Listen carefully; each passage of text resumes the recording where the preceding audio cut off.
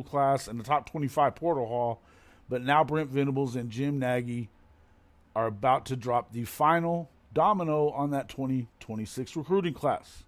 We've got Chris Mason from Sooners 360 joining us to break down who it is, why it matters, and how this shifts the SEC power balance.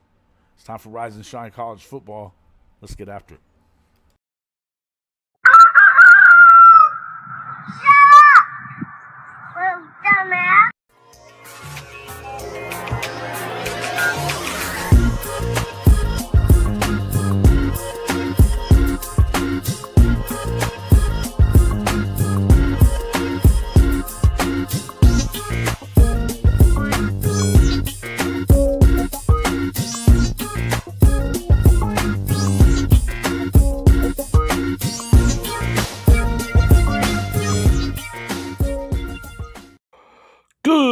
Good morning, and welcome back to Rise and Shine College Football. I'm your host, Jason Watkins, and if you love college football, you know you're in the right place. So before you forget, smash that red subscriber button, like our videos, and don't forget to ring the bell so you don't miss a moment of Hall of Fame college football. Folks, Chris Mason will be in here shortly, but going to go ahead and announce the announcements here. LeBron Bauer from Allen, Texas, is the player in question that is going to be added to today's National Signing Day 2026 recruiting haul. He is a 3-star out of Allen, Texas, 5'11", 162 pounds. The kid blocked 10, count them, 10 kicks this season as a senior for the Allen Eagles. Surprise commitment, obviously, for the Oklahoma, but it sounds like, 173-pounder does a bit of everything for the Eagles. Look, the tape looks pretty good. You can kind of see the fit looking at the tape, according to like Josh McCuistion and some of these guys. I was looking at the fit at the tape just a few minutes ago as I was getting ready to come on. I like the move. We'll get into more of it whenever Chris Mason gets in here, but I want to say hello to everybody in the chat. Logan Lickey. Oh, Benji. True Okie. My Gun Sweetness. Brandon Snake. Who else we got? Who else? Welcome in. Make sure everybody hits that like button. Share the stream. All that good stuff. Make sure you help out Rise and Shine College Football. Hall of Fame College Football. Get back to where we need to be as far as views and ads is when it comes to Oklahoma football, SEC football, all that coming around. Yeah, listen, and I, just to do a little housekeeping, what we were talking about the other day, come to find out there's a few things that we hadn't been doing as good as we should, getting ready for these streams. That could be more of it than hopefully it is why we've been getting not pushed out as much. According to everything, I kind of paid for a consultant to figure it out. And hopefully that turns out, we do the things that we need to do, make a few adjustments to how we're doing it, and it should help. But we'll see. All right. Didn't he call Jaden Otta Dawg too? Always with the stuff, Benji. Always. Hey, man, appreciate you coming in. 47 straight. Good to see my guy. Robert Walliger might be interested. Can you see what side of the football he contribute to? Yeah, it sounds like he's going to be a defensive player, and it looks like he's the kind of guy that could apparently immediately contribute on special teams. The guy blocked 10 kicks as a senior at Allen this season. Who was the consultant? Just a guy. Actually, a guy I came across. It's kind of a weird deal. I don't even know really how to explain it, but I did a deep dive over the last couple of days, man, and just kind of trying to figure out what it is that we need to do to get a little better and add some, because the content I feel like has been spot on and solid. We're always trying to innovate and do more, bring more to you guys that you like. Feels like everybody watches us and is loyal to us. They watch all the time. So I kind of was jumping into get into more SEO stuff and things like that, and uh, a friend of mine turned me on to a guy that has built multiple 100,000 plus YouTube platforms. It cost some money to get to talk to him, but he was able to point out a few things that he said is going to really change it. The good news about what we've been doing is because, and the other thing, the content, the analytics show that the content is good. It retains people. You guys are watching after a while, so that's important. But we'll see. We'll see. Who's going to get the DB job? Man, that's a good question, Jay Fez. That's a good question. Um, I'd like to see. There's a couple of different options. Apparently, the guy from Tulsa is an option. I've been seeing some stuff about that, but nothing. I haven't seen anything, or I don't know anything offhand about who it might be just yet. We'll kind of have to wait and see. James Thrice, what's up, my guy? Mars Jams, my gun sweetness. You can be the consultant. You'll do it for a 6-pack of Dos Equis. Well, if it was, listen, I'd have loved to have gotten off for a 6-pack of Dos Equis. It costs a little more than that. Yeah, 4 figures. So it was important, but touched your button. Please respond. What? Might be interested. Can you see what side of the? Oh, yeah. Let's see. What up? 47 straight. Let's see. Who else? Do I got any other newbies that I didn't notice at first? Yeah, today's the original signing day. That's the crazy thing. Signing days, it's changed so much, going back to the way it used to be, that, man, this was like a big holiday back in the day. You think about signing day, early February, man, people taking off work and stuff like that just so they can sit around the computer and see what's going to happen. And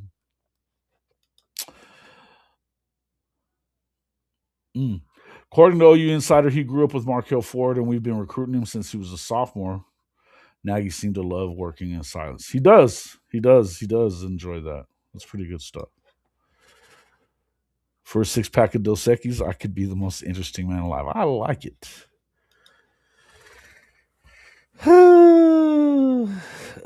We better be hitting that 5K subs in a week. Listen, I think the main thing is that over the next month, I need to be more consistent in doing what we're doing. So if we can do that, that'll work it. It'll work itself out pretty well. Um, you know, uh, I could hold off another month to make it if that need be, but I think that by next month, maybe we should hit it. So I think that could happen. That could happen. Let's see. Real quick here.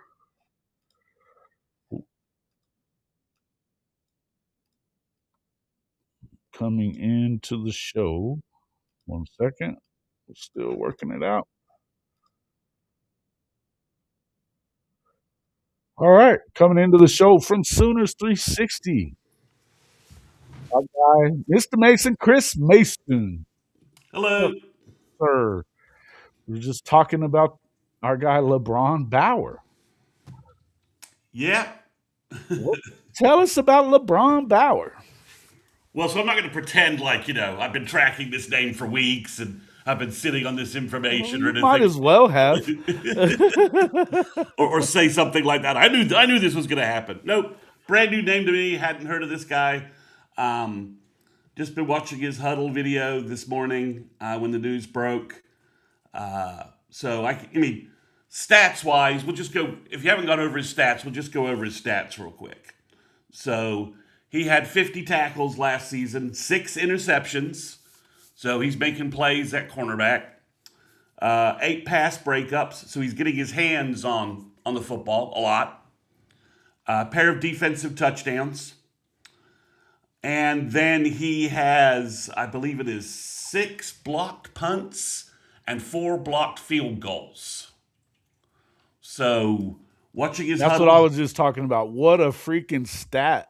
I I mean, mean, you hear a lot of things about guys and what they do in high school and stuff like that. I don't know that I've ever heard that one. I've never even yeah, heard of I don't anybody think getting that many blocks. I'm sure maybe,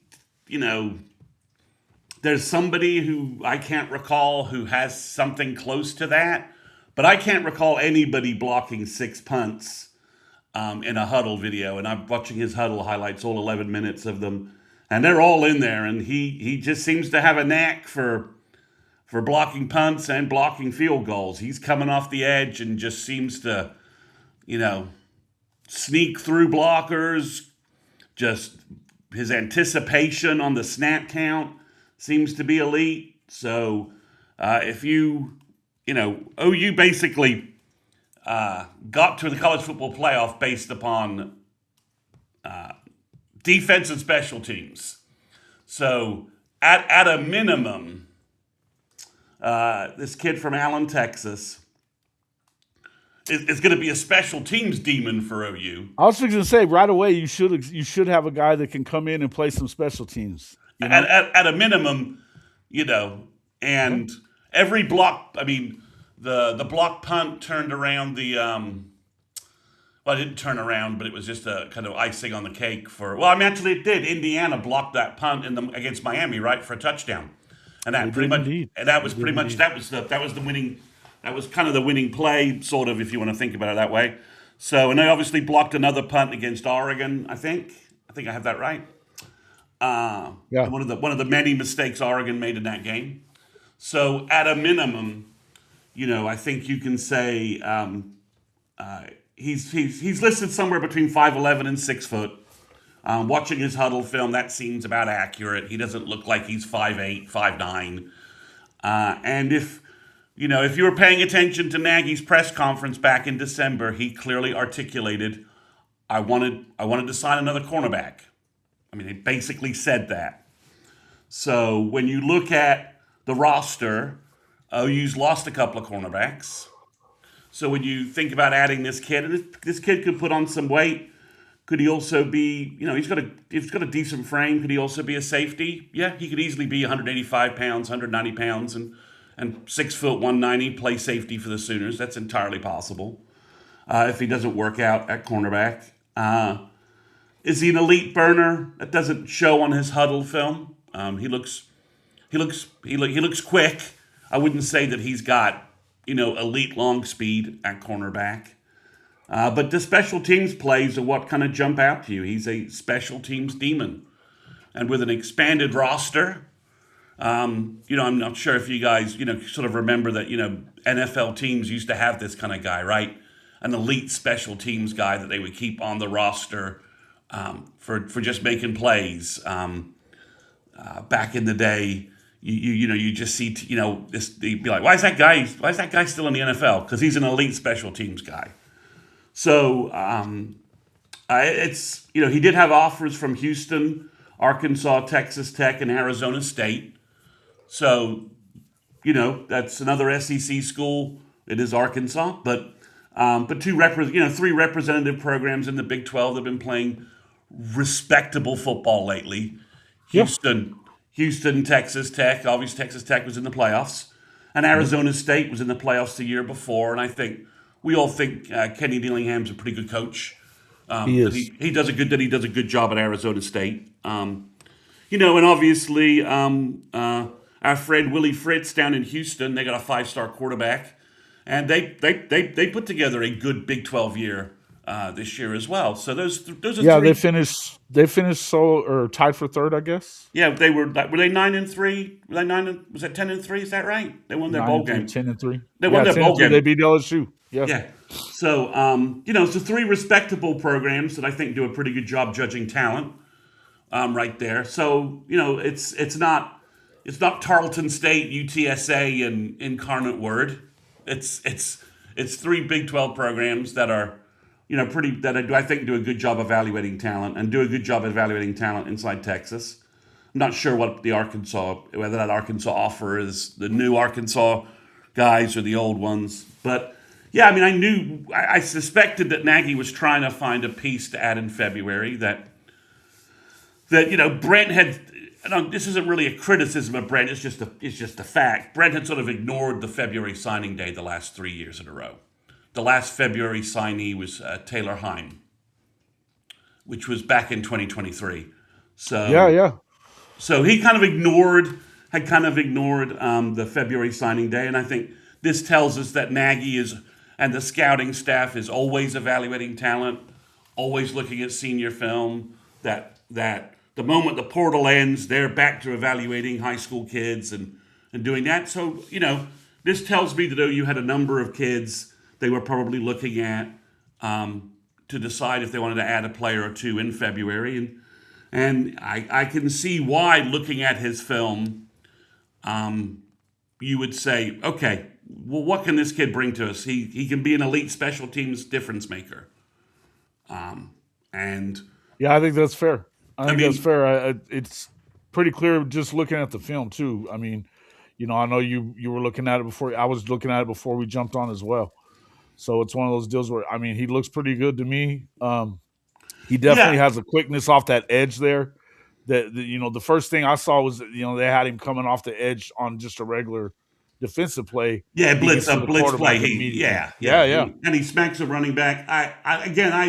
I'm not sure this is the guy that you want out on an island with the SEC, with big SEC wide receivers, but we have cornerbacks to fill that role, and we've been recruiting them and Well, adding them in 2027. So, but if he's sticky, if he can be sticky, and in one of the ones that I really liked was him coverage, and he had to make up for he kind of tried to jump another route. He saw that it was going somewhere else, and he made it up and was able to even get an interception on it. So yeah, he has uh, good anticipation, I would say. I mean, he as does quick, elite. quick, quick, quick. He's quick. He's good.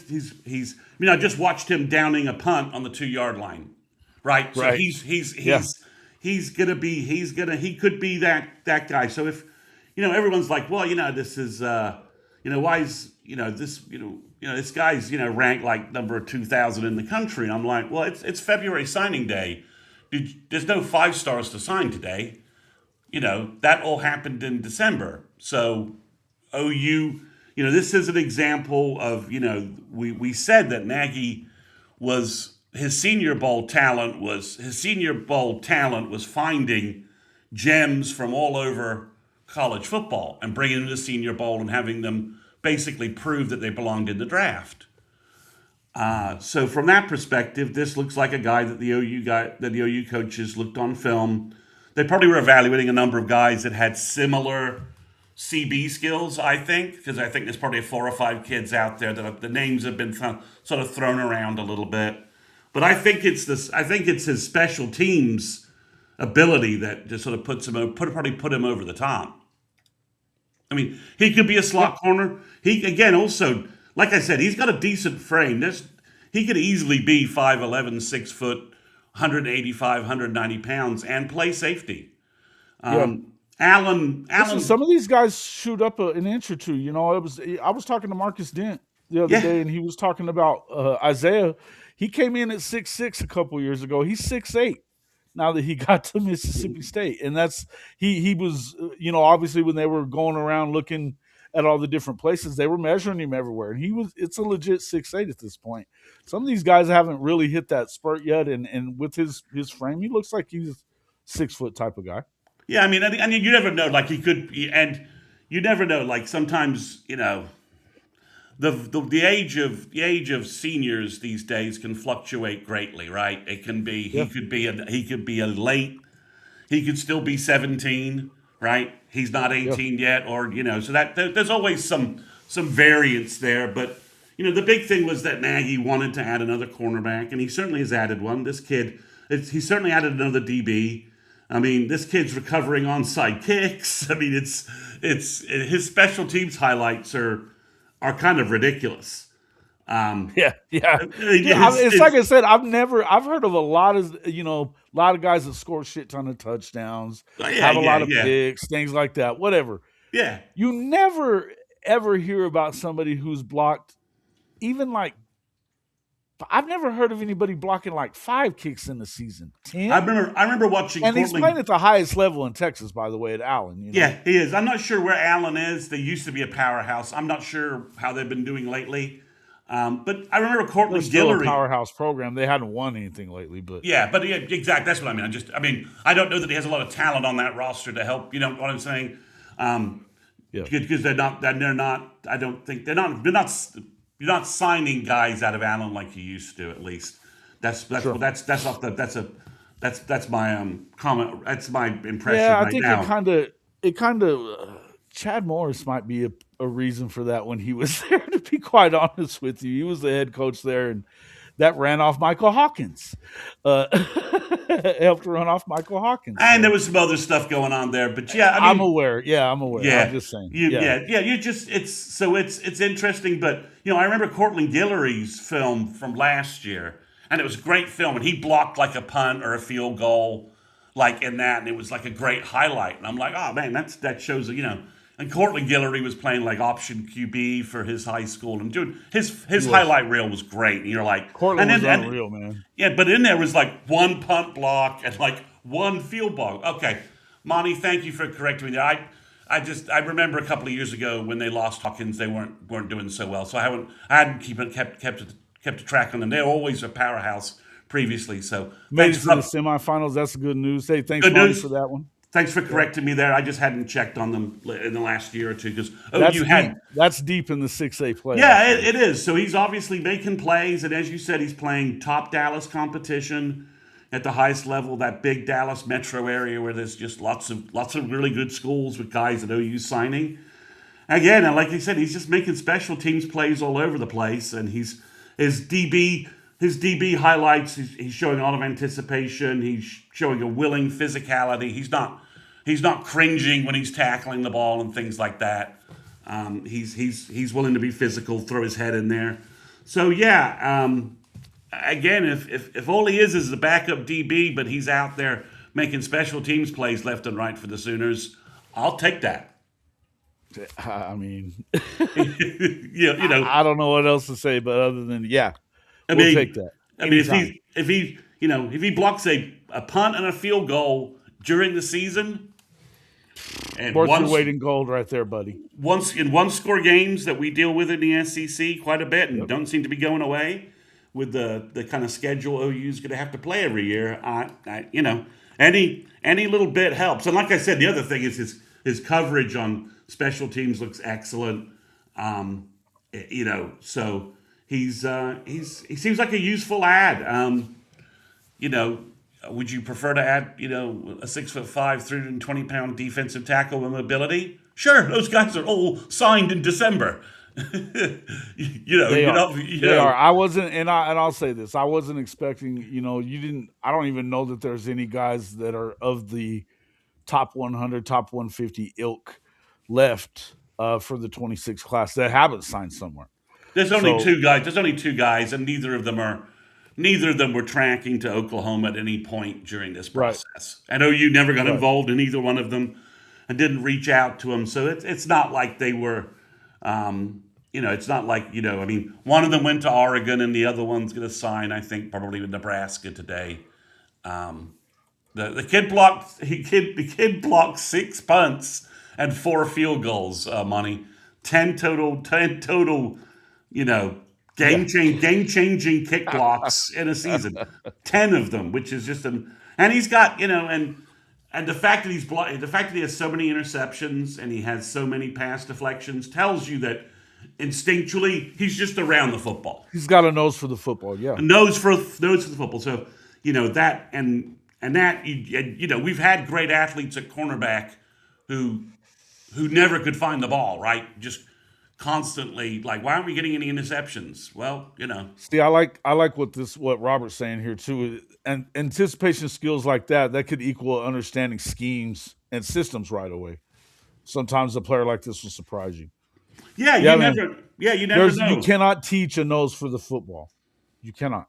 Right. I mean, and again, and the guys that we always see around the football, that was comments. Those are the sort of comments we make around like Kip Lewis in high school, Cortland Guillory in high school. Just Eli Bowen set the Eli record Eli at Bowen, and shit. Eli Bowen was always around the football, and like, well, Always. he's too short. He's not as good as his brother. Those comments always were flying around Go left and and look at right. his senior tape and how very often that they did not even throw his direction because of the interceptions that he had. He's got the record at Denton Geyer by a lot. So Yeah, and these then are guys that even not throwing around him, he somehow still ended up around the football. I mean, he he just he had interceptions anyway when they never threw his way. They might throw to the middle of the field and he'd get there. yeah. So it Crazy shit.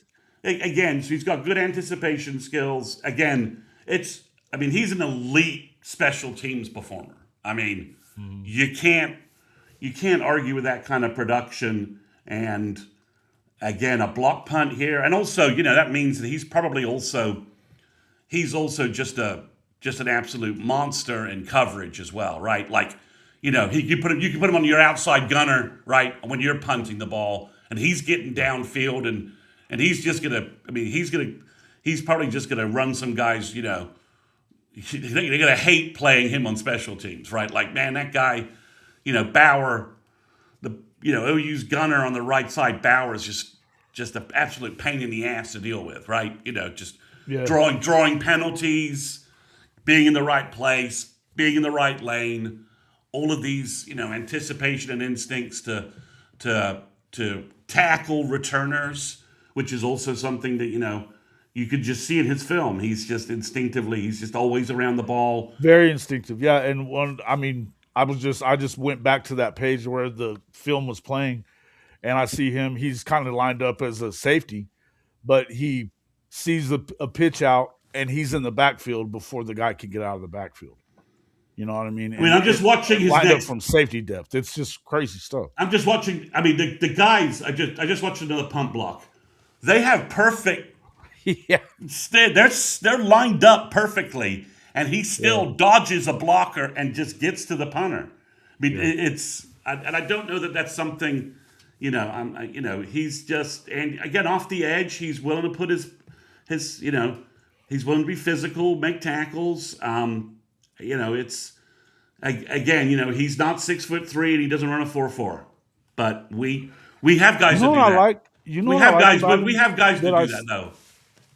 you know what I really like that I'm seeing watching this film is that he's not, a lot of corners, especially as they come out of high school, they'll run with the guy, the receiver, whoever he may be, and just keep their back to the and just watch the receiver the whole time. They're just trying to stay with them. That's not him. He's always got his eyes in the backfield, kind of peripherals, keeping his eyes on the receiver that he's in coverage with as well. Yeah. He's always got his eyes on where the ball's coming from. So I look again, anticipation I think is elite. I think his anticipation is elite, and his nose for the football, his and the way that he seems to be watching the game. I enjoy what I'm Yeah. liking this film a lot. And again, we'll see.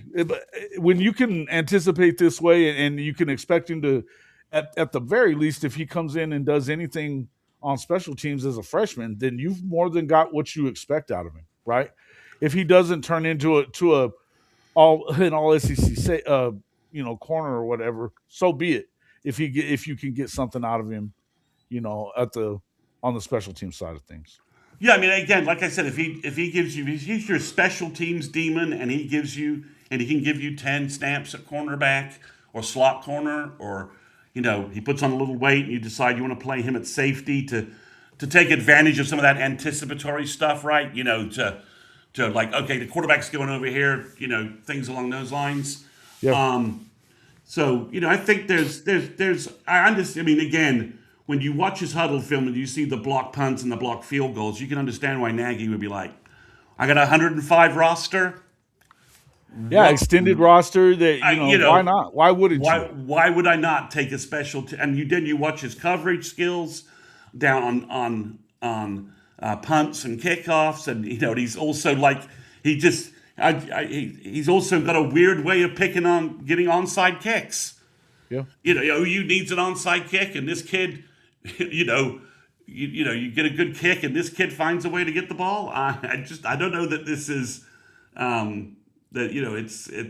it's interesting to see. Like I said, Allen was always a good program. They had a little bit of a dip during the Michael Hawkins thing when he hit a bad year there, and then he left. They had not so great year after he left. Looks like they've sort of righted that ship. Obviously, Well, they let Chad get out of there. They got rid of Chad. So obviously, if they're in the state semifinals, they kind of righted that ship. So, and as you said, they're playing all the best Metro Dallas, extended Dallas Metro Absolutely. teams that we talk about. So this is You Nagy. know what's funny is you remember now old signing day. Used to this was a national holiday type of thing. Gather around the Oh yeah, fax yeah, machine, yeah. find out what's going on, where everybody's taking Wake the up day at off. wake up at 6 a.m. Just I kind of felt like that today because I'm sitting around waiting after you sent that out last night that Nagy had tweeted that. I was up at. I mean, I'm up here getting ready and stuff at 6:30, and I kept refreshing Twitter just to see when it was going to come through. yeah. It ends up being about 10 minutes before we went online. But I thought that was pretty funny, man. I was like, man, it's almost like old signing day. You know what I mean? Yeah, it's again, and you got to give Nagy's got a little more flair for marketing than I kind of realized. I didn't think he understands social media and the power of social media I didn't I expect was it to thinking be. about that too. That's pretty elite social media work, I I thought. mean, and I don't think we were expecting that from our GM. I thought he would be more of a behind the scenes kind of guy, but with the Well, he's Heineken. stealthy. He's definitely stealthy. Oh, he is. But with the Heineke comment that he posted, where he Yeah. basically he announced that Heineke had lost his appeal, and basically he trashed the NCAA in that post, and then now Yes. this post and some of the other stuff he posts, he has more of a flair for utilizing social media effectively. He does. I gotta So admit, it's pretty good stuff. It's pretty good stuff, man. And yeah, when I looked at the tweet this morning, it had over 108,000 views. exactly. I mean, that's elite social media work right there. I mean, Yeah, and he got everybody buzzing. I mean, for a day that I was like, oh yeah, it's signing day tomorrow. I'm not gonna even pay yeah, any yeah. attention Nobody to seems it. to care anymore, but that's what I was saying. I actually cared about it today. That's good stuff. So that's good. I mean, Josh McCuistion on Sooner Scoop, just compared him to Trey Norwood. I don't think that's a bad comp. Trey had a cup of coffee in the NFL, Yeah, and that wasn't with the. I mean, I think we all kind of realized that from 2017 to like 2019, there were OU players that could have been so much more under this coaching staff. yeah. Right? That there was a lot of underdeveloped guys that if you think about some of those guys and you think about like Neville Gallimore if he'd been coached by Todd Bates. Not that the defensive line coach back during that time frame did a bad job. He did a good job. He's at SMU now. He's doing a good job. But Todd Bates is just at another level, right? Just experience and Bro, things like from that standpoint. Just absolutely. saying, just saying that and especially like some of the safeties and DBs and linebackers if they've been coached by Brent and or Brandon Hall or even Jay Valai. I know Jay Valai's leaving, but Jay Valai did a good job getting our cornerback room back into shape. I So mean, back to back freshman All American says that he was really good. You know it what I mean? does, and he's signing good guys, and again, and Valai was very much hurt by Gentry being hurt because he didn't get to have Gentry, you know, from the hop, right? He lost. If you think about Gentry, if Gentry had been around in 2023 and 2024 completely healthy, that's a very different cornerback room, and you don't have some of the cornerback situations that we had to deal with while they're working through some things. So yeah, it's a nice ranking. It's a nice again. He makes play after play, and he could end up being OU tends to have a big cheetah and a small cheetah. He could end up being a small cheetah, right? He You could. put 10, 15 pounds on him, and he's doing kind of a Kendall Dolby kind of cheetah thing. That looks entirely possible from what I can see based upon what he's doing. That's an instinctual short range, get your hand around the football. That's kind of what you want from a cheetah. So could he be a slot cornerback, big cheetah? That's also something he could possibly do because the OU defense has some unique roles that allow guys that you would call tweeners to have more impact and are utilized better, where their weaknesses are lessened. Like Nico Mhm. Jandro I think he's going to be a fantastic cheetah because all the things he does well are emphasized at the cheetah spot, and the things Yeah. I think are his weaknesses, which would be if you try to make him the deep safety, he's not going to be doing any of that at cheetah. You're going to be having him disruptive in the short area for the most part. Right. So I think this kid could be that, could be one of those guys too. Maybe like a Brandon Shelby type, if to go in the way back machine.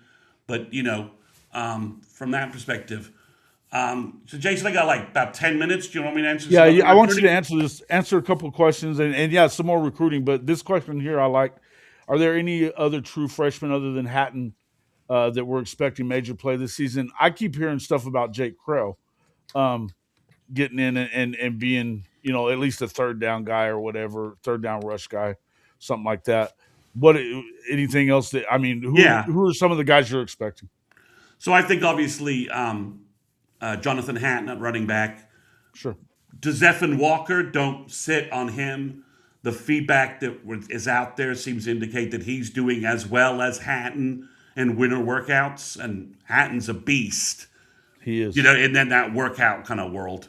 Mm-hmm. I think Jacob Curry, there's a lot of buzz on Jacob Curry right now at linebacker.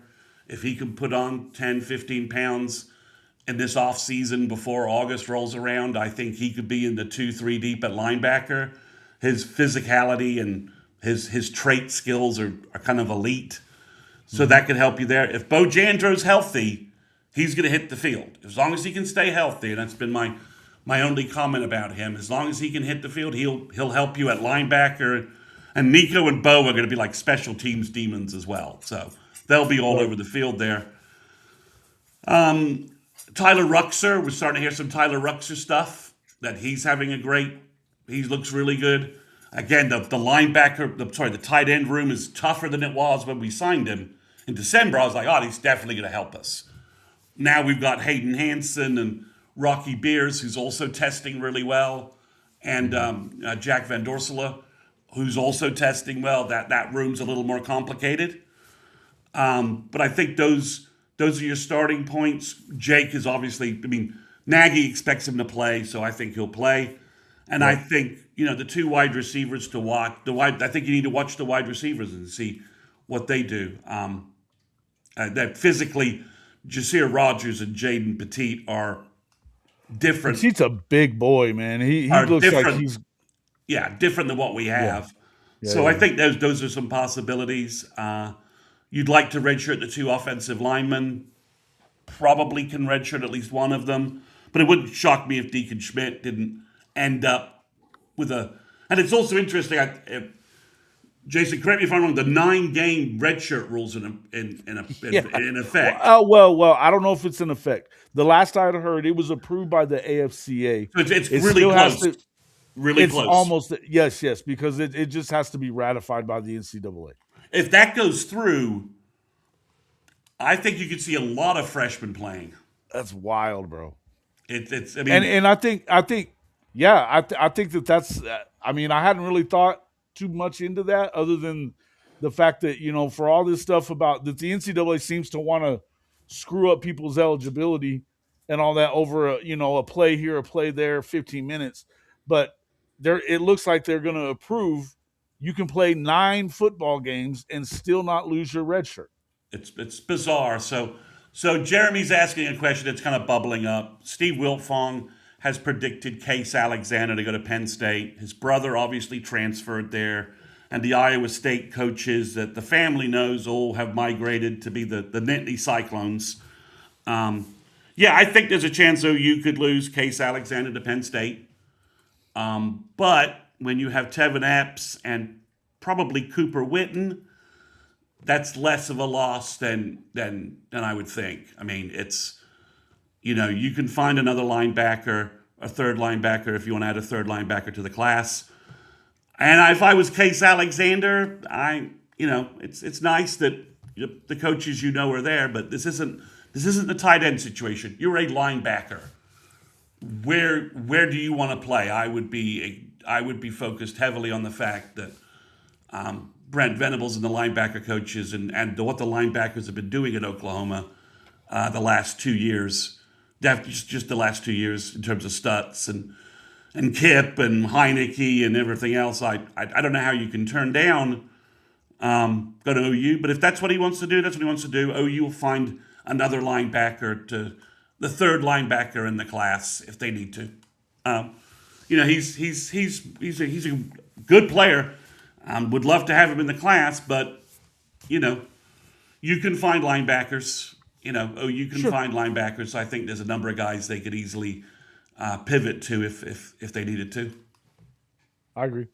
And I think again, I'm feel pretty good about where they're at right now. In that having Kip coming back, man, he's the heart and soul of that defense. The expectations that we have as far as go ahead.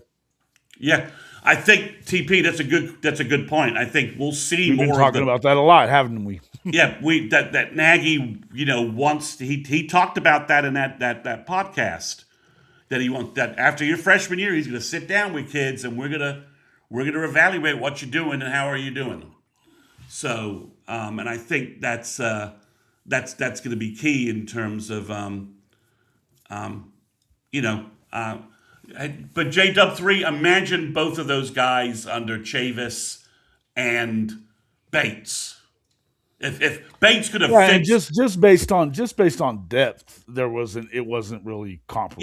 yeah. I mean, just You think know, about scheme. If Isaiah Thomas, if he could have come back and played for Chavis and Bates in that Ooh, OU scheme a Lord, year, he's not an undrafted free agent. He's more like a third or fourth round pick. And Perion Winfrey, gotcha. if Bates could have got his head sort of straightened a little bit and found a way to get to him, he could have been as a 3 tech in the current OU defense. Winfrey would have been very difficult to handle. Now I'm not No sure doubt, he survives Brent and the discipline and all that in the program, but possibly. maybe not. But if you could have gotten his head fixed around, What's that one guy's name that I think he's still in the league, but the one that was getting in all that shit. They were like sticking up their drug dealer or something. I don't remember. But good Yeah, stuff. Good good stuff. stuff. But yeah, I think that's what's going on. Obviously, somebody was asking about the two big offensive linemen that OU has verbals, the 27 guys. Yeah. Obviously, Caden Penny and Cooper Hackett are your linchpins for this recruiting class. If you haven't seen the photo on Twitter of them at the basketball game with Gus Corsair, Cooper Hackett seems to be getting bigger every time he's photographed. I mean, he may be 6'8", 290 already. I mean, he's a huge looking kid. And when you watch him in the basketball court, he's a really good athlete. I mean, it's not sloppy weight on that kid. He This is, is a great way to judge athletes as well as watching them and play he's other dunking, sports. he's dunking the ball. Yes.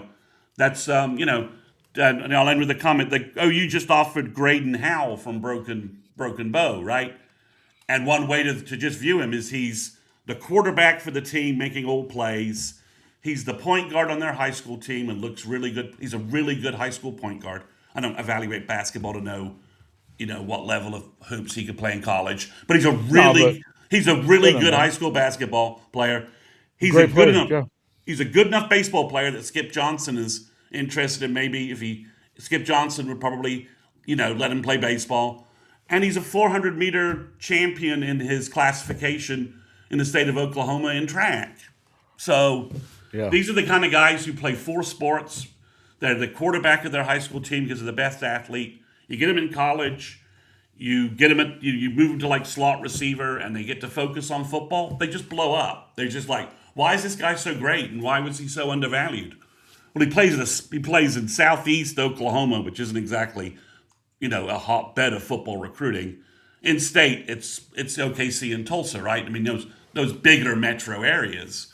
I can't remember the last time OU signed a kid from like Ida Bell, Durant, or Broken Bow, or any of that part of the state. It's been a while. Mhm.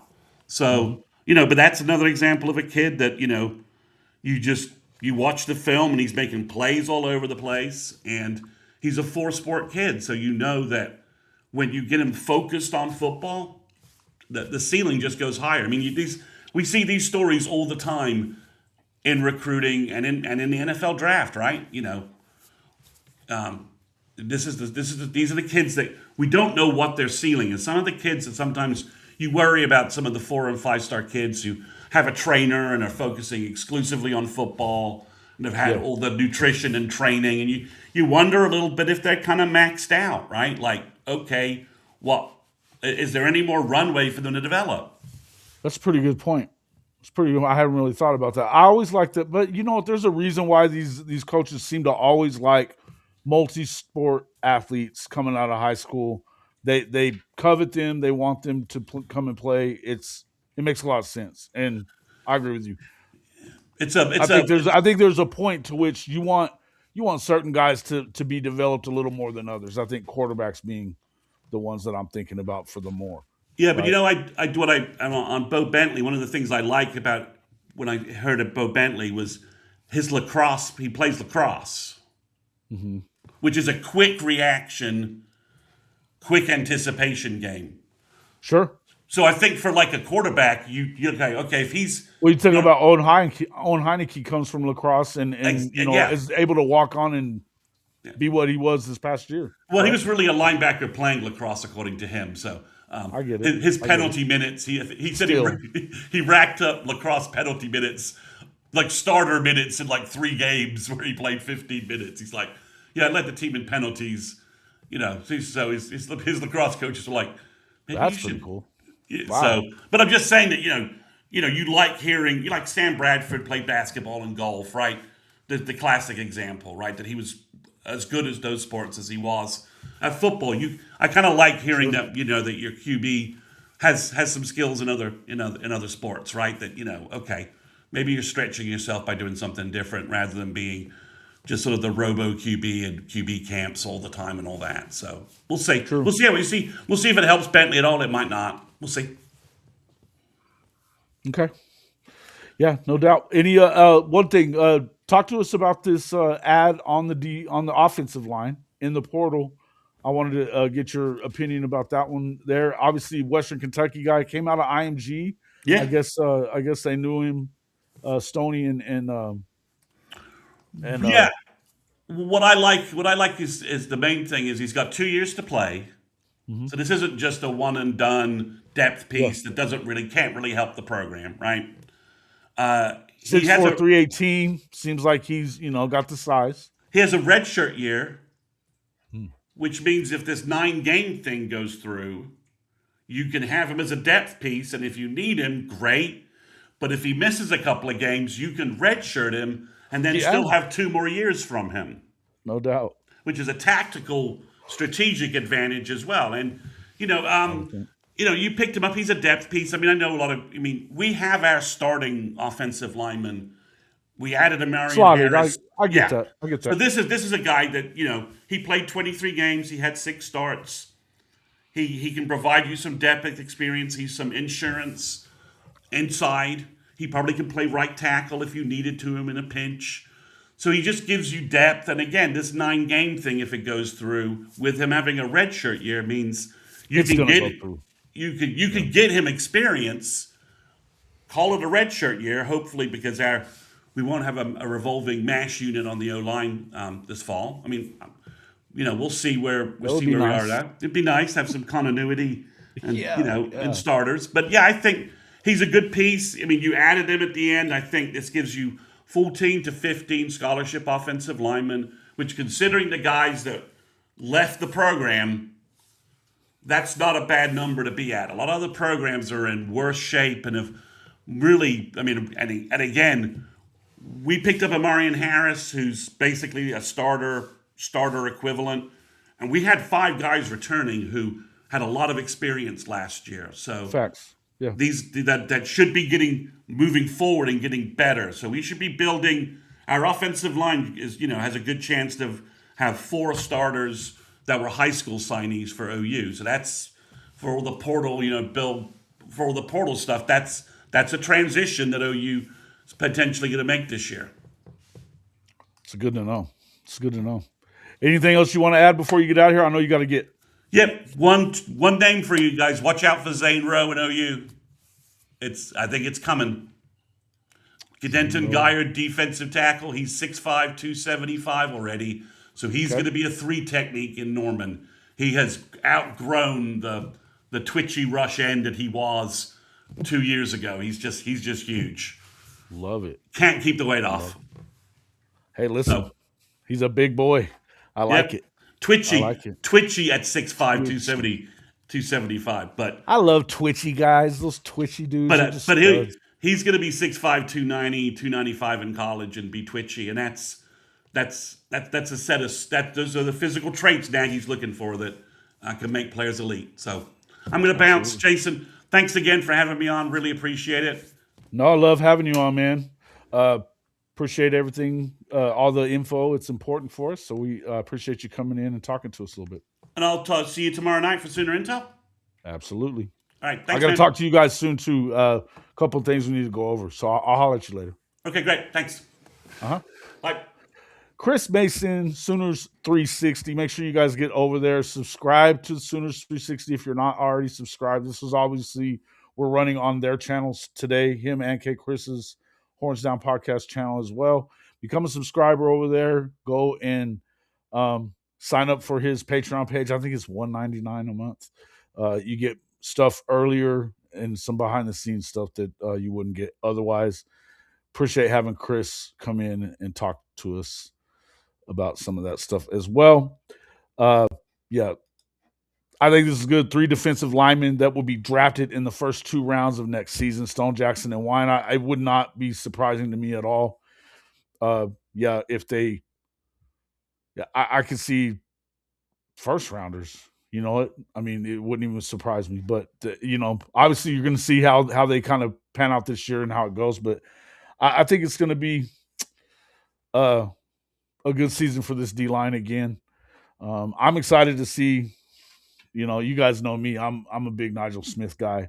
I have been since he was in high school. I can't wait to see what he kind of comes up with and what he does with his year of getting to do it. Obviously, Danny Okoye, some of these other guys, man.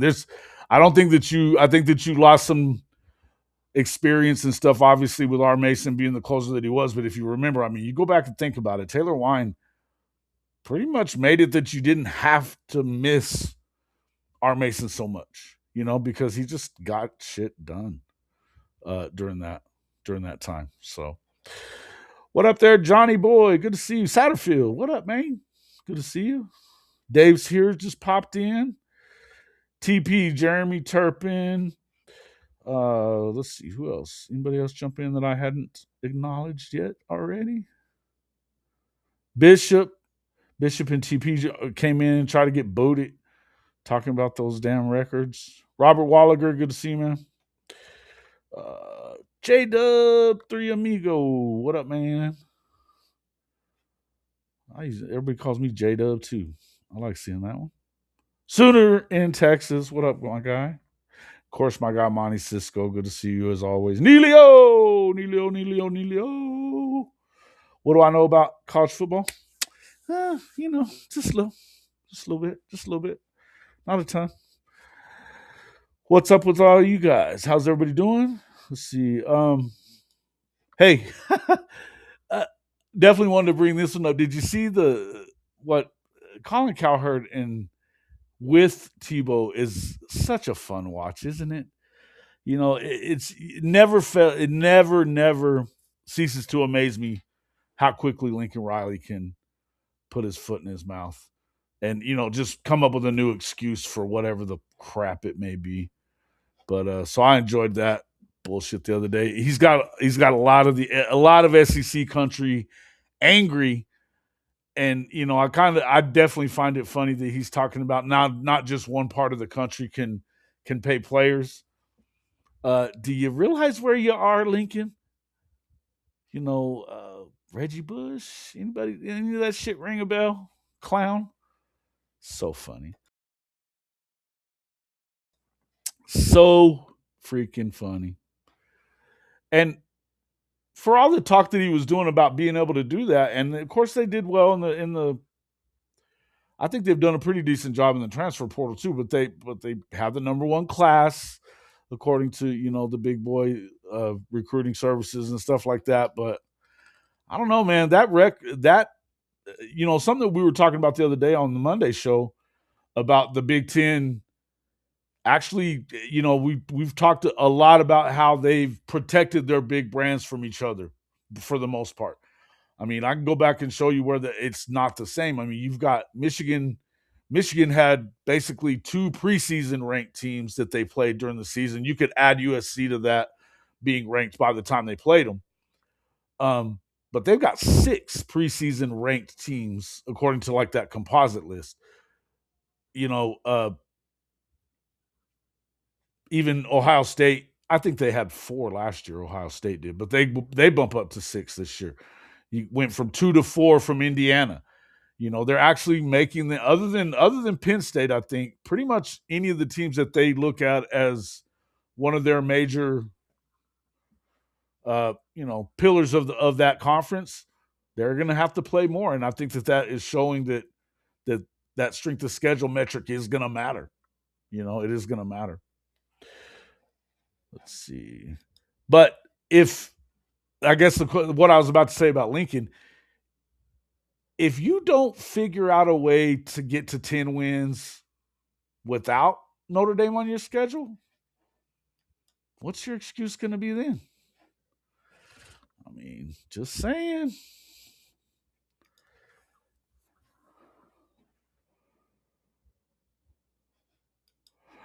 They act like they weren't all doing it at top programs. How well it was being done is questionable. Okay. I get it. I get it. I get it. Took a huge class as far as quantity, but they did have some really, really good takes in it. They did. They did. And I think that's the biggest reason they were number one was because of quantity. You're right about that. But he needed that's the thing is Lincoln needs any kind of good optics that he can get at this point. But yeah, we know that. Slimy as they get, bro. Slimy as they get.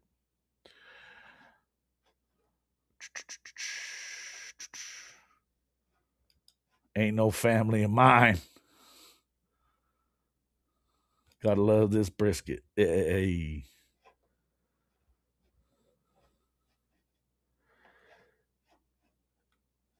Oh yeah, I know what you're saying. Now, acting like they weren't all doing it at top programs.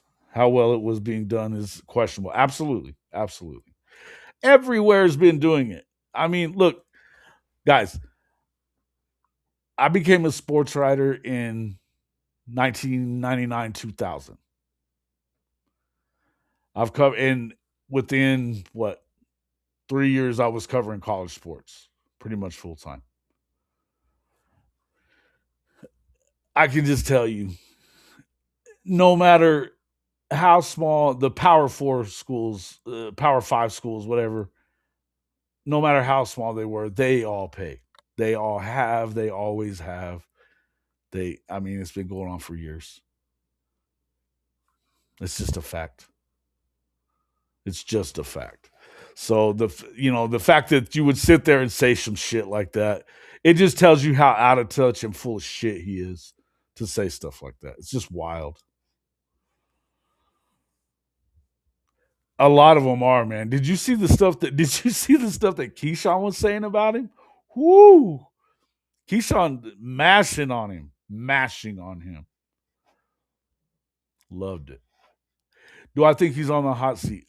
I think that he still has a large enough buyout that are they going to fire him at 8-9 wins when he had 9 wins last year? Probably not. You know, um, but I don't think that. I mean, I don't know that they fire him unless it's like a 6-7 win season that could get him in trouble. I think, but I don't know that. I mean, the Notre Dame stuff notwithstanding, I mean that could be a part of it as well. I think he's in trouble. It's not no way. This is not factual. Again, TP, you say stuff like this. There's no way he should be on the hot seat. Maybe you can say that. Maybe you can say that. Whether he is or isn't, it's not true. You realize that Texas A&M paid $78 million for Jimbo to not coach there. There's no such thing as too much of a buyout. There's no such thing.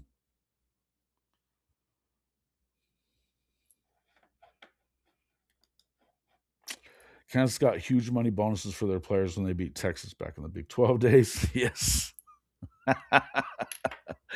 Yep. I remember hearing about that. I remember hearing about that. Yeah, the amount of and especially at look, make no mistake, there's no big programs, no program wants to pay a huge buyout like that. You'd rather pay it for your players and that kind of stuff, especially now that you have NIL and you can. Make no mistake, if you're not getting it done, they will fire you. They will fire you at a place, especially at a place like SC. They're chomping at the bit to be good again. Chomping at the bit to be good again. Yeah, they really wanted his ass gone. He was all full of shit and not getting anything done. And that's the thing. If you've got a guy like, okay, do you want to continue? Would you rather pay a buyout for a guy, or would you rather continue to pay NIL money for him to not get it done?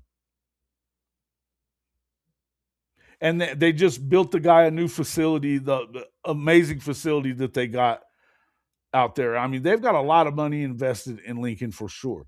At some point, you need to have a return on that investment if you're USC. And they got more money. Look, USC is one of the richest universities in the world, not the country, in the world. Their endowment, the stuff that it's insane how much money they have at SC. Insane.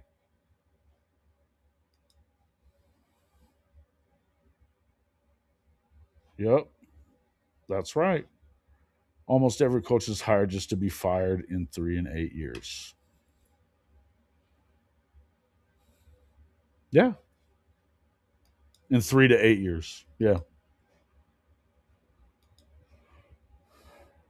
I think there are already people that are sick of that. Yeah, I mean, I remember a few years ago. What was the old boy's name? Remember the guy that I got into it with on Voice of College Football? Uh, Tim Prangley. Remember Tim Prangley?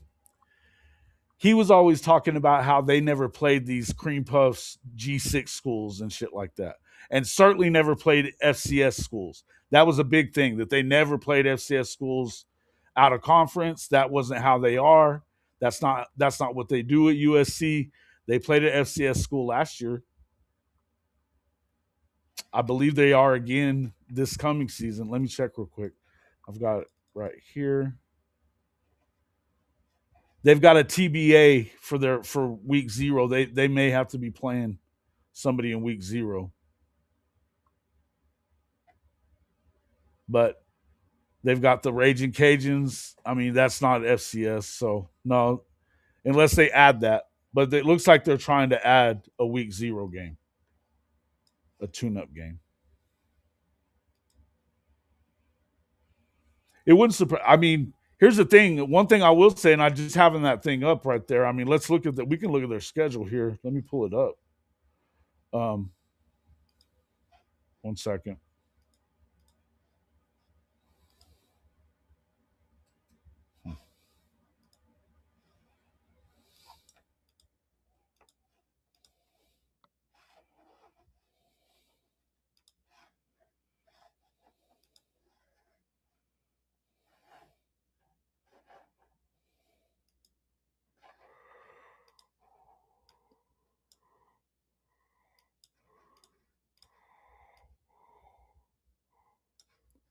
Pull this up here.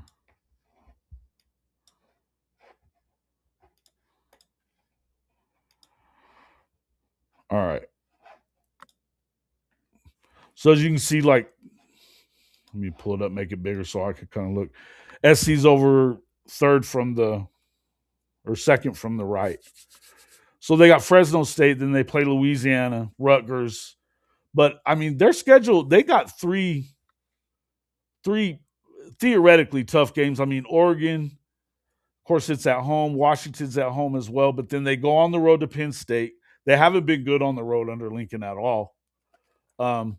Wisconsin on the road after that. Then they're home to Ohio State, but then Indiana after a down week after that. This is a tough schedule for you if you're expecting them to make the playoff, and you haven't seen. I mean, this is the first time they've played Ohio State at all. I mean, they didn't play Oregon the first year that they were in the Big Ten, or Washington. I don't think now they're playing both of them. Indiana, they didn't have to play them last year. Penn State, they played. I think Penn State they played last year for sure, but I think both of the last 2 years. But I mean, really, the only decent Big Ten team that they're not playing, or the team that you expect to be good is Michigan for this year. You know, so that's kind of one of them deals where it's like, dang, bro. I mean, that's kind of a tough schedule for them. It feels like to me.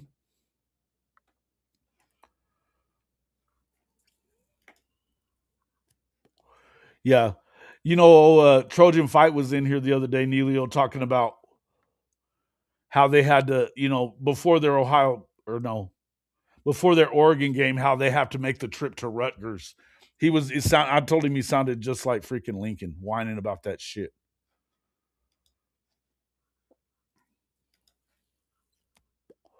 Yes.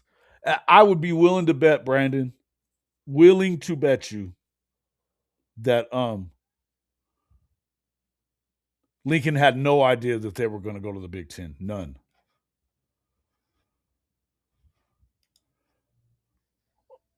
White is home game.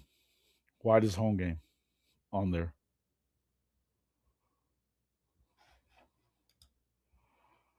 See there? It's at the bottom.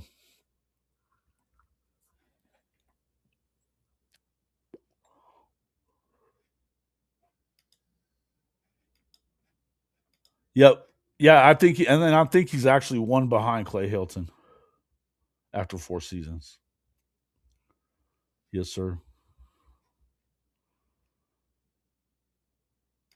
Oh yeah, and now Jimbo's actually Jimbo's I forget which crew he's on, but I think it's like that TBS crew or whatever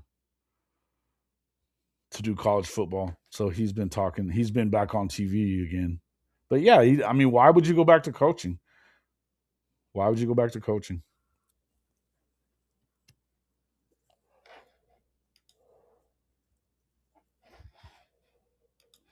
Pretty wild stuff, man. Anything else you guys want to see on here? I was looking at. I mean, Illinois, or I mean Indiana. Sorry, they've got a tougher schedule than they've had for sure. But I don't know. I can't see SC really. I have a hard time seeing SC really being a whole lot better. Just to be honest with you. Yeah. Yeah, but he's talking about having to make the trip and that was all last year. Lincoln was bitching about traveling across the country and then having to be back the next week and play a home game, in an early game. He was bitching about having an early game after a road game that was a long ways away or whatever. Begging for a job, like a coaching job? Shit. Why would you even care?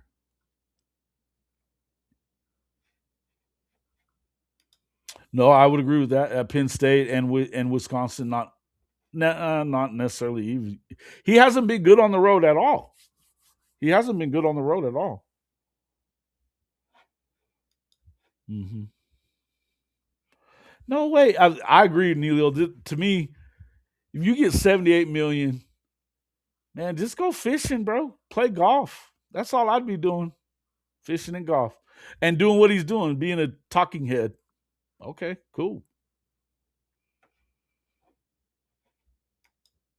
That's what I'd be doing. That's what I'd be doing. Oh man. It's pretty wild. Let's see what's some of this other stuff.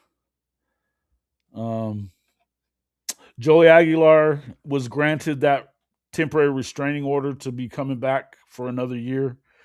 Uh, it may, I mean, I think that just gets him closer to being able to come back, but it's not necessarily that. I mean, I guess they could take it to court sooner than later, but it seems to me like, as I was saying on the SEC Gauntlet the other day, he'll probably be back for Tennessee this season. Um, they certainly went and grabbed as many quarterbacks as possible in case they don't. But that's big for Tennessee if you ask me, because they have the number one scoring offense in the SEC last season. So pretty big deal. Let's see what else. I was seeing Will Stein. They were talking Will Stein talking about Kentucky disrupting the SEC. I think they're going to be pretty good. I don't know. I feel like you know Kenny Minchie. That's a big ad for them. I think he's going to turn him into something pretty good. It could be something else, man. Let's see. Inside NIL.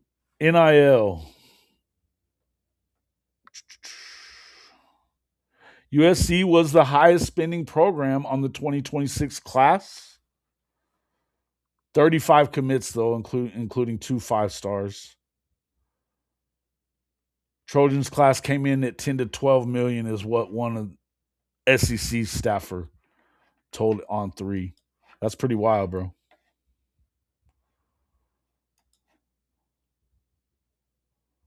And again, they've navigated through it because last year Oregon played 2 preseason ranked teams on their schedule. 2. I think maybe you go to 3, and I think it just stays at 2 because Washington.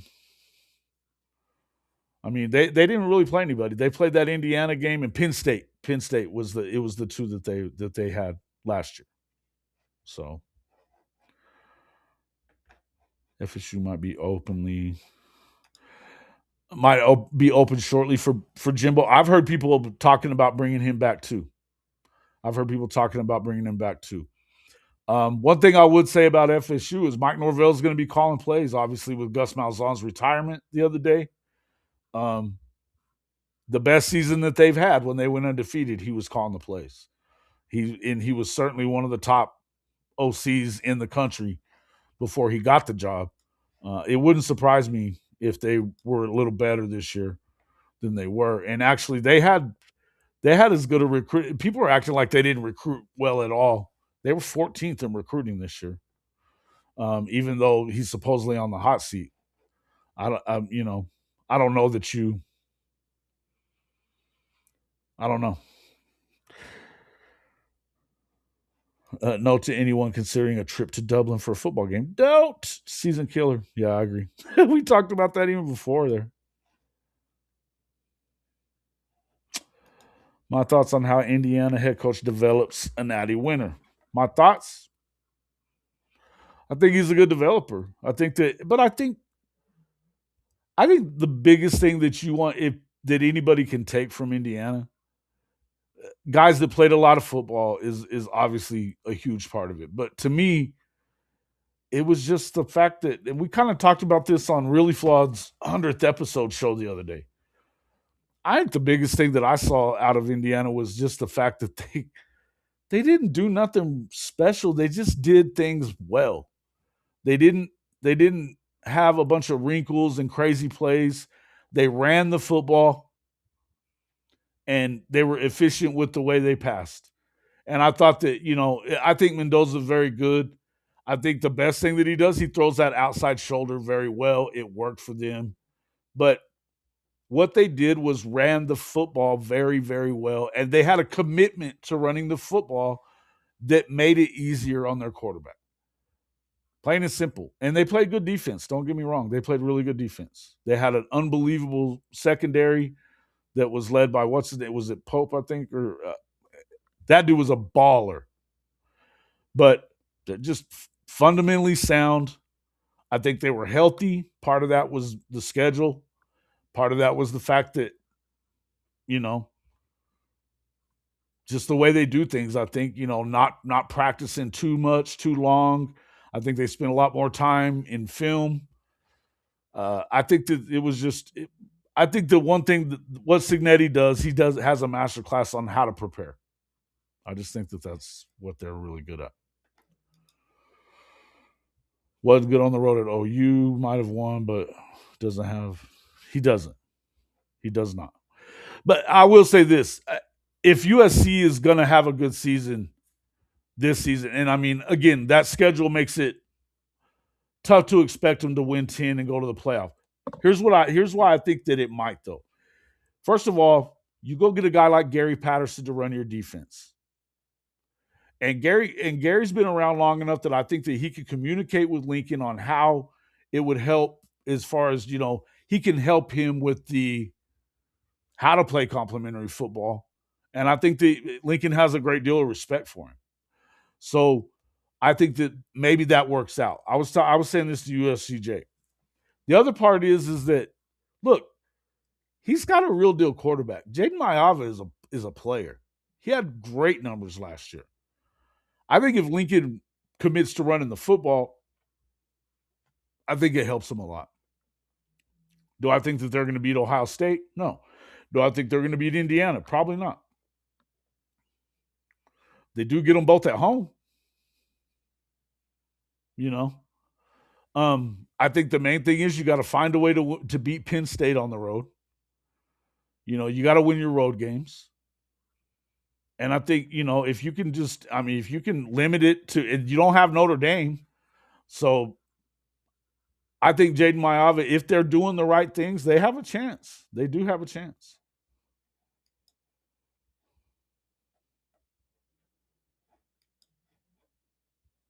Yeah, that's kind of wild. I think the biggest thing that SC fans are liking about this class though is that a lot more of them are from California than what they're usually getting.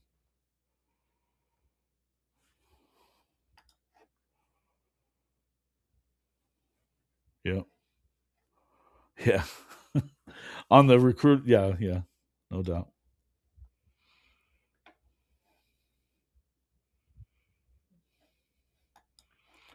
FSU needs to get Dillingham.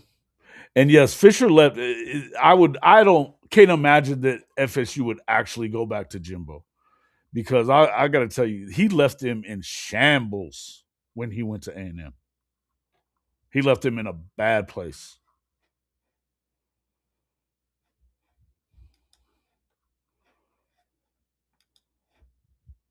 Oh, do they? Ooh, they're going to London? Oh, I forgot. Who are they playing over there?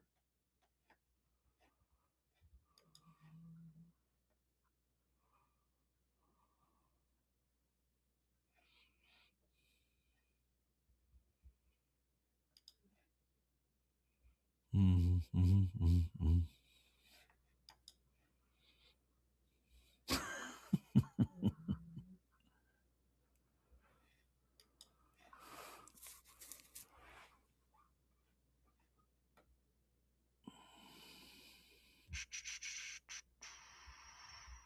I feel like Riley doesn't give his teams that edge, though. It's like you're waiting to see them unravel in the fourth quarter. No doubt. No doubt. Dillingham isn't leaving. I think because he didn't leave, he didn't end up. Something happened with that Michigan job that he didn't end up getting it. I'm not sure that Michigan was as high on him as it sounded like a lot of you guys wanted him to be. But here's the thing: if do you really expect Arizona State to stay competitive? Because I'm not sure that they're going to always be willing to. My aunt is a booster out there at Arizona State, and she's spent time on their board of regents.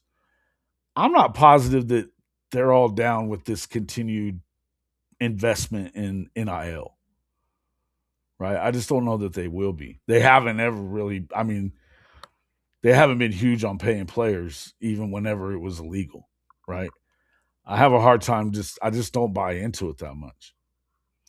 So, and a lot of it I think would depend on if are you able to continue packing people in the stands. We'll see, you know. But I look, being at home isn't always all it's cracked up to be either. And he's only been there a few years. So it could get stale. I think that at some point he may leave. Bevo's bodyguard. No, it isn't. Not. Yeah. He did. Yeah, yeah, yeah. Yeah, I agree with you there. That was a huge part of it too. But he just left them in bad shape. He left them in bad shape. Well, you never know. You never know.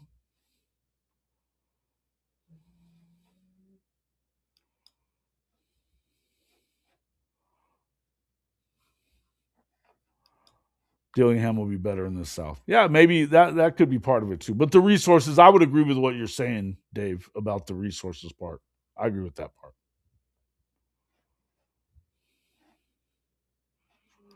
3 million per coordinator doesn't hurt anybody's feelings either, for sure. I got you. Dillingham to Texas in about 13 months. Listen, I don't want that at all, Zofix. I don't want that at all. I think he's better than Sark.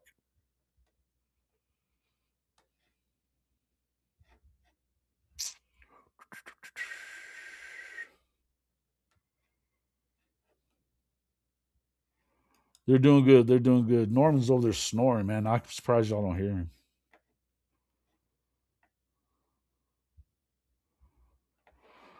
Surprised y'all don't hear him.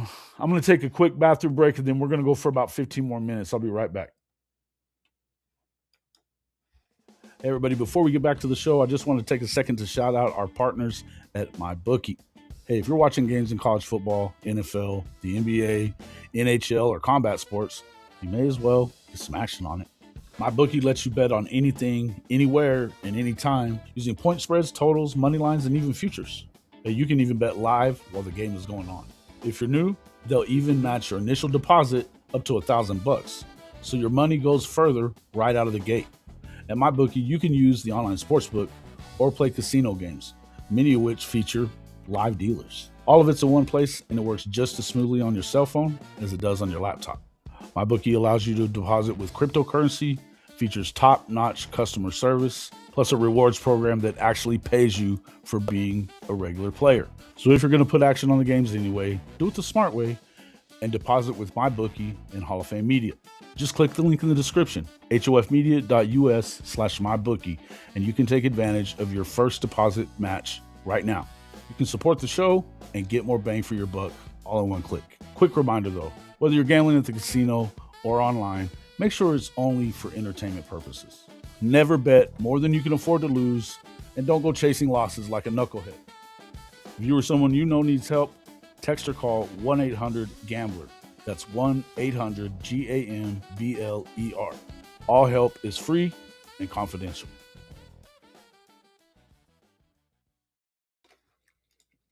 All right, I'm back. Let's see. Damn, Brandon. Yeah, I had to get rid of him. I don't. I don't like Bevo at all. Dude, this is on my last nerves. The second he gets there, he's on your last nerves. They could start the Austin Mullet Mafia. Mike Gundy, huh?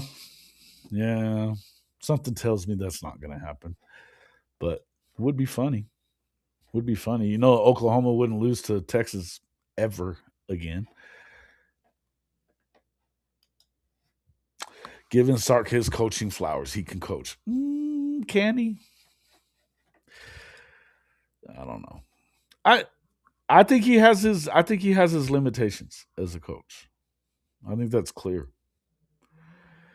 Again, he's had 10 wins plus twice in what, 12, 13 years of coaching. So, don't agree. I think he's mediocre. He's certainly not one of the top two or three coaches like everybody acts like he is. He's not. He's not.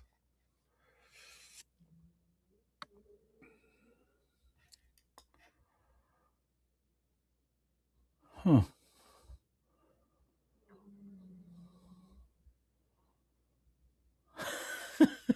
Is this real? Yeah, listen, beating Oklahoma is one thing. Listen, and there's something to that, I guess. But that's offense. That's an offense thing. That's an offense thing. Yeah, I agree.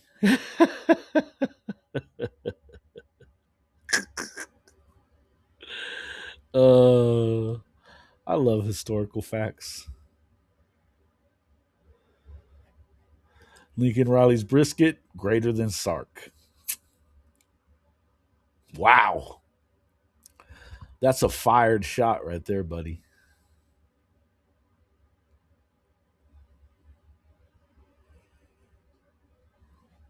Yeah, but at a time when they're paying players and like, look, the one thing they do well, I think he's done well at recruiting and recruiting the right way. I think that they've dropped the ball on the offensive line stuff where they had the pancake factory and then screwed that shit up. But I think, I mean, to me, I just think that they've, coaching wise, once he's out of his script, we've seen that he doesn't handle things well. Second half very well, adjustments. You see him lose. They beat teams that they're supposed to beat, and sometimes they struggle with them, and barely get by. They never seem to beat the teams that they shouldn't beat, that have the same level of talent that they have. Aside from Oklahoma, who hasn't had an offense to speak of for the past couple of years. Bevo's name came well before. Oh, did it? How does one spend time in Texas or Oklahoma area of the country and not know how to make a brisket? Yeah, and listen, don't even. It's not even about spending time. He grew up in Texas, West Texas. You know, Muleshoe, Texas. They don't even have restaurants, so you have to know how to cook. He sucks at it.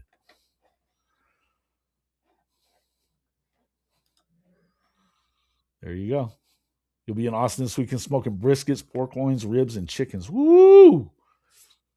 Who are you going to see over there to do that? That's awesome. Is this kid good, dude? Have you go look at his? Hey, go look at his film. On three's got his in the story about him on the Sooner Scoop. They've got his huddle film up there. His anticipation is really really good, Lucas. Really good. LeBron Braun. LeBron Braun. LeBron Braun. That's pretty cool.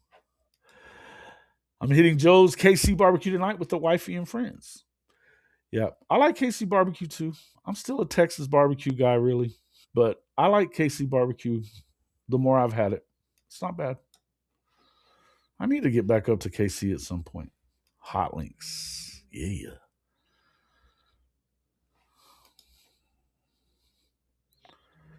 I've met people from Oklahoma and Texas that have no idea what a burnt end is. Okay, have you? Then they suck at it. Yeah, not everybody's good at it just because you're from a place, but if you're doing it, especially at that, I mean, if you're willing to do that for your football team, right? You have to figure that some of these kids' dads have been around a smoker. They've, everybody's got an uncle or something that does something like that. I mean, you have to have been around barbecue, especially coming from Oklahoma and Texas. How would you even do that if you're Lincoln? Like, I wouldn't even have done it. It was so wild. That looked like straight up like you bite into a piece of sand. That's what it. That's what that brisket looked like. It had to have been taste wise. Just wild, man. I'll come check it out. I need to get back up there. Hope he doesn't flop like LeBron.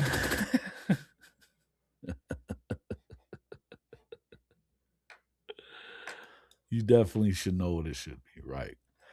Sark is a poor man's Lincoln Riley. Ooh, that's a shot. That's a shot, Monty. Yee. You just emailed me a picture?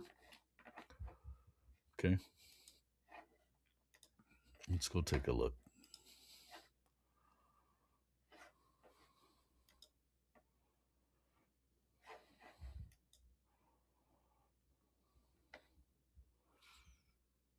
Okay.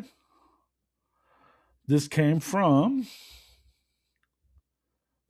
Google's AI. Well, okay. The brand A&M students broke into the stockyard and branded 13-0 on that steer, the meaning it represented the 1915 score when A&M beat Texas in College Station. UT students offered the brand to Reed Bevo. Ah, okay. That's actually pretty. I always wondered why Bevo. I always wondered why Bevo. That I guess it makes sense. I don't know that I trust Google AI just if I'm being honest. But so why are you going up there, Benji? Did you tell me?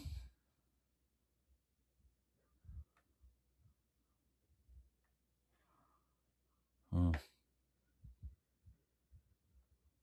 Did you tell me? No. Texas Monthly what? Why are you going over there and doing all that? This weekend and all next week? You're just going to chill or what?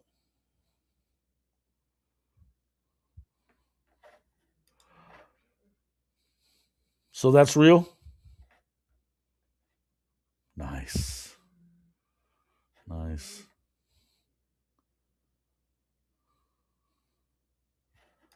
Texas Monthly did an article about that when they announced the SEC edition, clearing out myths. It's not true. Yeah, I don't know that I trust Texas Monthly in that. I mean, it sounds like a good. It's a story that I can get behind for sure. Texas barbecue is the best. Listen. I didn't say that I think Casey's is better. I agree. Knights of Columbus. That's our annual Super Bowl smokeout. Nice, nice. I like it. I like it. That sounds like fun. The annual smokeout, huh? You get people from all over the state. Knights of Columbus.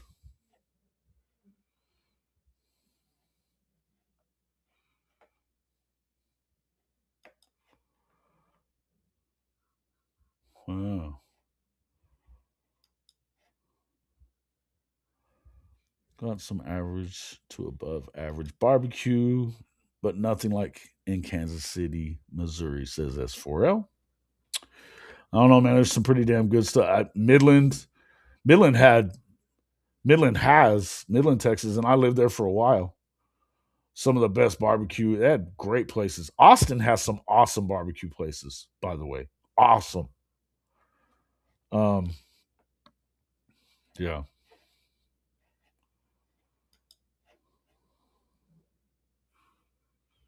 that's pretty awesome, bro. I like it.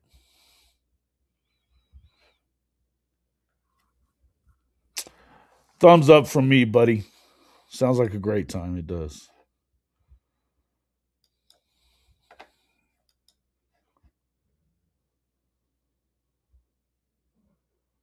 Memphis barbecue and had Memphis barbecue. The vinegary stuff ain't for me. It is pretty vinegary and more in Memphis, huh? I don't. I don't think I've really that I can remember. I don't remember having it much.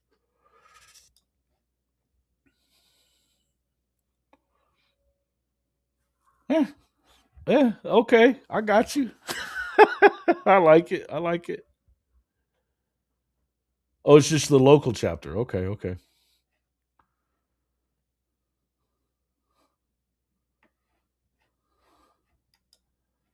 Yeah. I don't know. I don't know. Yeah, listen, I mean, barbecue is barbecue. Barbecue's good, and if you listen, I don't mind having anybody's twist on it. You know, I'll try it all out because it's all I love. I just love good meat. Ooh. Arr, arr, arr. Does anybody remember Wild Horse Mountain Barbecue back when I was younger? It was good. Man, I don't remember that actually. Hmm. Carolina's like the vinegar barbecue as well. That I have had when I was down at training and stuff like that around Fort Bragg and Pope Air Force Base. Have had it. It is vinegary for sure.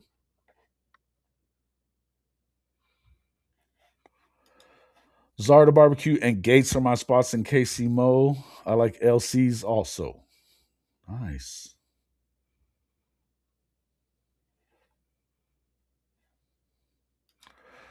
What? What the hell? You don't like barbecue?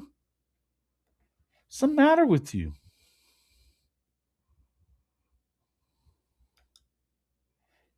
You don't like meat? Hmm. I'm starting to think less of you there, TP.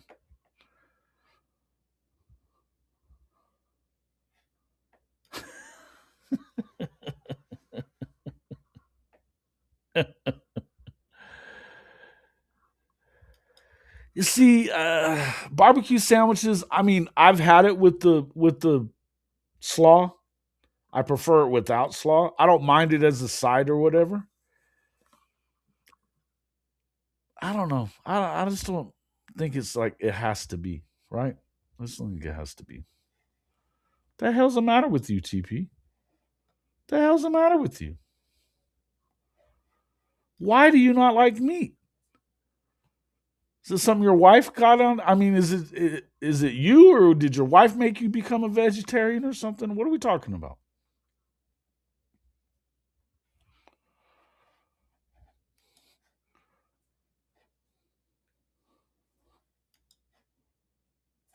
Oh shit! Don't bring stuff like that up. Should never admit such things, Brandon. Come on, man. BB's Longside Barbecue, fantastic setting and atmosphere. Some local blues playing live too. Yeah. Barbecue sandwiches at Augusta National are fire. I would have to agree. But I like the pimento cheese ones as well when I went to the Masters. I'm going to have to do that again soon. Do you go to the Masters every year there, Sooner Cowboys?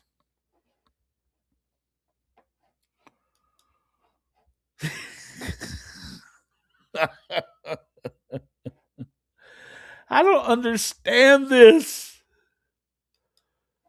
I don't understand this. Me too. Yeah, I don't. Listen, you can put coleslaw, and I'm not a huge slaw person, but you put it on the side, it's not going to bother me. I don't understand putting it on there.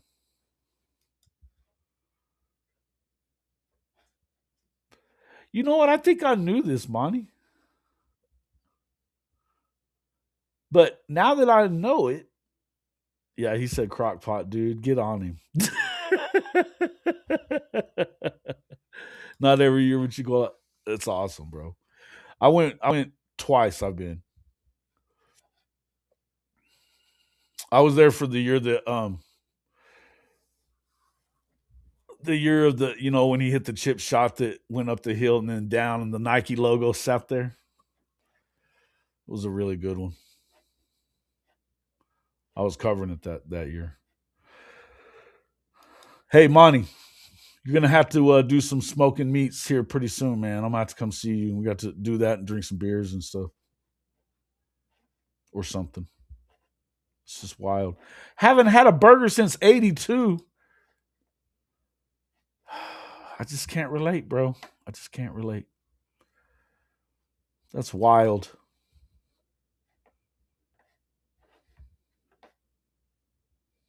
Wow.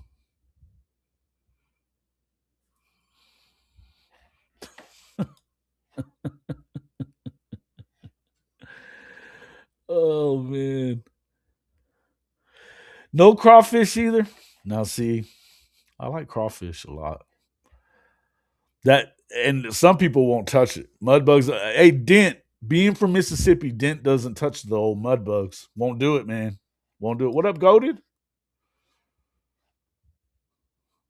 He's like, nope, not interested. The last time I went to a crawfish boil, and these folks were from it was an oil field company from Louisiana. They were in Midland, Texas, and I went with a buddy of mine, and they had those steam things set up all in this warehouse, right? And but there were so many of them that a couple get on the floor, they get stepped on. There was hundreds. There had to have been 200 people there, and so they kind of looked like cockroaches. It weirded my wife out. My ex-wife now weirded her out. She wouldn't touch them. But the way that when they were doing sucking the heads and doing all that, they weren't having it. Not having it. Me too, man. Me too. That was the first time I ever had it was in Houston. But it was another Louisiana guy that he stayed at the high rise that we were in. Me and my cousin stayed in this high rise down there, Dominion at Post Oak. And that place was dope. That's where Tracy McGrady lived and Jeff Bagwell lived there. They lived up on the top floors, but it was pretty hooked up. But this dude, there was this one guy, man, he was from I forget what the name of that town was in Louisiana, but he was crazy. Cajun dude, funny as shit, had a lot of money. He's the one that told me about the chudouge, which was the red ass. It's crawfish, freshwater, saltwater. Um, they are related to cockroaches. I know. Yeah, I get it. Not SEC ready. Yes, she's ex-wife for a reason. Hey, listen, there's more reasons than that. But yes, it was good though. It was good stuff.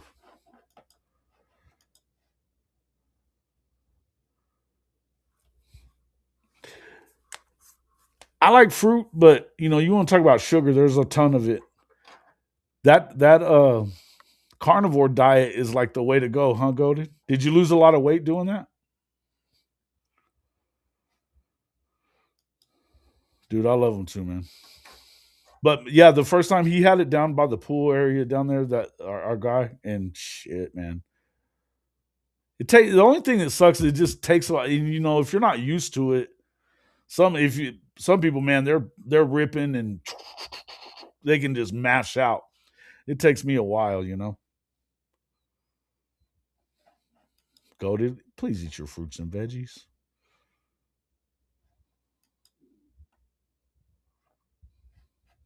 But is it saltwater? I don't think so. I mean crawfish are definitely in freshwater for sure, but I don't believe that they're in saltwater that I know of. They could be. If they're really related to cockroaches, nothing would kill them.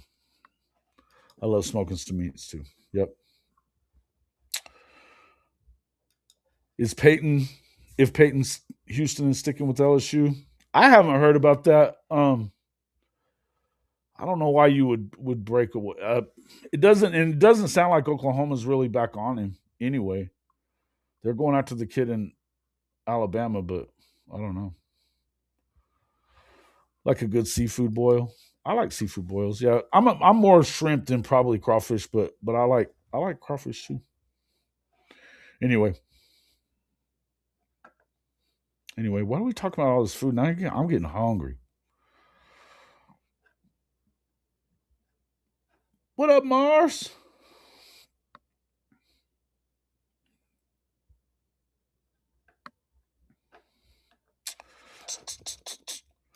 Best plate of Cajun goodness was at the Alpine House, just a block off of Bourbon Street, which has since closed shop. You know what? I think I ate there when we went to Mardi Gras. Long time ago, though. It's a long time ago. I love Cajun food, bro. That's what I'm talking about. So we're gonna have to do, man. That's what we're gonna have to do.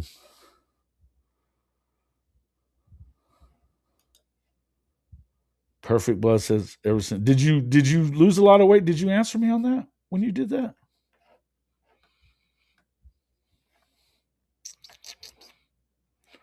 Love me some gumbo. Oh, I love gumbo too. Gumbo's the shit.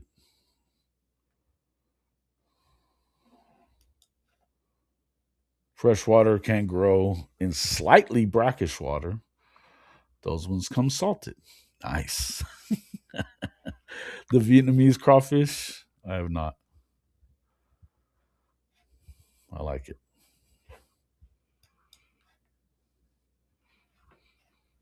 Mars is an athlete, man. He does things the way he does it. I can't say much about it. He's a former Division 1 athlete.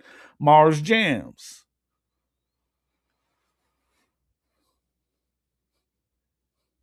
Our guy.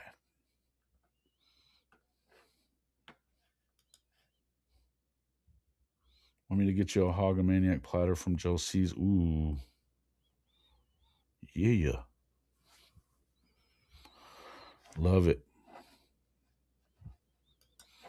I'm down.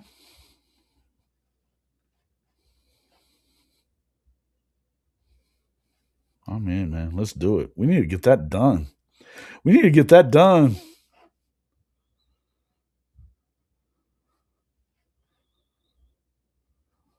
Yeah. Who cares? There's a lot of people that there's a lot of outside of the country, of course, that eat cockroaches. So fried catfish. Ooh, damn. Hell yes, sir. I love catfish. Love catfish. Love catfish. During Lent, especially.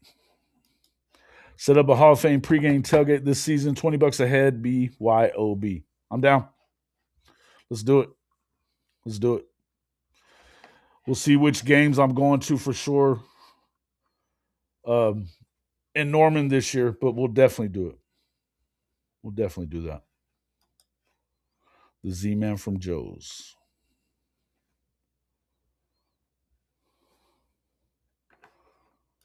Lost a 100-pound salad with chicken. Damn. That's a lot of weight, bro.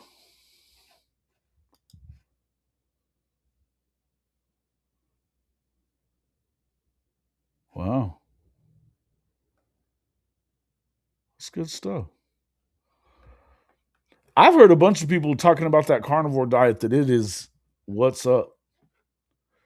I think I'm gonna get into it because I like some vegetables though.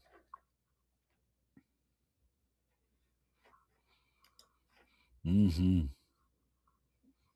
Yes, sir. Your wife is Korean? I didn't know that.